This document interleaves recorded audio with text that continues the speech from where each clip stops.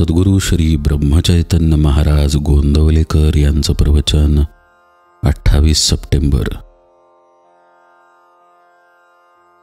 अनुसंधानात राहिल्यावर अभिमान गळून जातो. अभिमान सोडून जो गृहस्थाश्रम पाळील तोच खरा परमार्थी. अभिमान सोडल्याने गृहस्थाश्रम चांगला होतो. मी म्हणेन तसे होईल असे कधीही म्हणू नये. अभिमानाच्या पायावर उभारलेली इमारत डळमळीत होणारच. अभिमान हा देहाचा आणि तत्संबंधी विषयांचा असतो.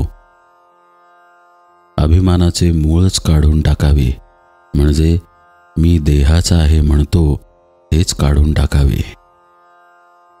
हा देह माझा नाही हे आपल्याला पटते, पण अखंड सहवासाने आपले त्यावर प्रेम जडते. एकदा देहावर प्रेम जडले म्हणजे मग अभिमान आला. त्याच्या पाठोपाठ लोभ क्रोध येणारच. अभिमान म्हणजे मी करता ही भावना असणे. ही भावना टाकून काम केले तर व्यवहारात कुठे नडते. आपल्या देहाचा आणि मनाचा फार निकटचा संबंध आहे, पण देह केव्हा तरी जाणार असल्याने त्याला इतके महत्त्व नाही. नुसता जाडजूड देह कामाचा नाही, आपले मन तयार झाले पाहिजे. मी भगवंताचा आहे हे एकदा मनाने जाणून घेतले म्हणजे मग अभिमानरहित होता येते. नेहमी भगवत भजनात राहण्याचा प्रयत्न करा, म्हणजे अभिमान शिवणार नाही. डोळ्यात पाणी आणून भगवंताला आळवावे, त्याला शरण जावे. भगवंत कृपा केल्याशिवाय राहणार नाही. आपण आपल्या मर्यादा ओळखून वागावे. अमुक एक गोष्ट अमक्या तऱ्हेने घडावी असे जोपर्यंत आपल्याला वाटते आहे तोपर्यंत व्यवहाराच्या मार्गाने जो योग्य प्रयत्न आहे तो आपण केला पाहिजे. पण प्रयत्न केल्यावर मात्र त्याचे फळ भगवंतावर सोपवावे आणि जे काही घडेल त्यामध्ये समाधान मानावे.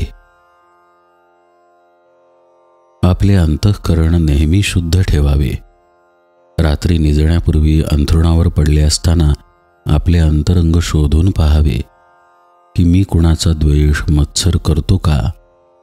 तसे असेल तर ते मनातून जबरीने काढून टाकावे. ते थोडे जरी शिल्लक राहिले तरी आपल्या परमार्थाच्या आड येणार आहे. आपल्या मनाने आपल्याला निश्चयाने असे सांगितले पाहिजे की मी कुणाचाही द्वेष करीत नाही.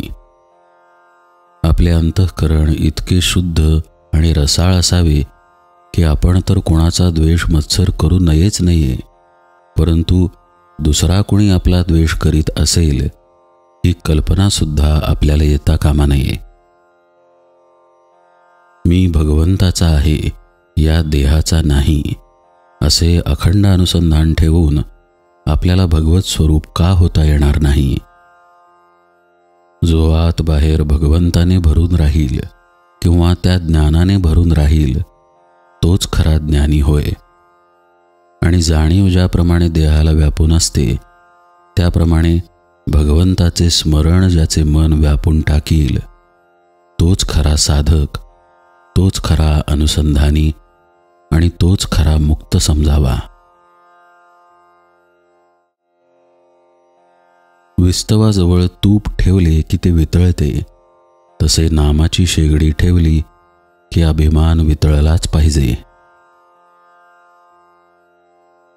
जानकी जीवन स्मरण जय जय राम.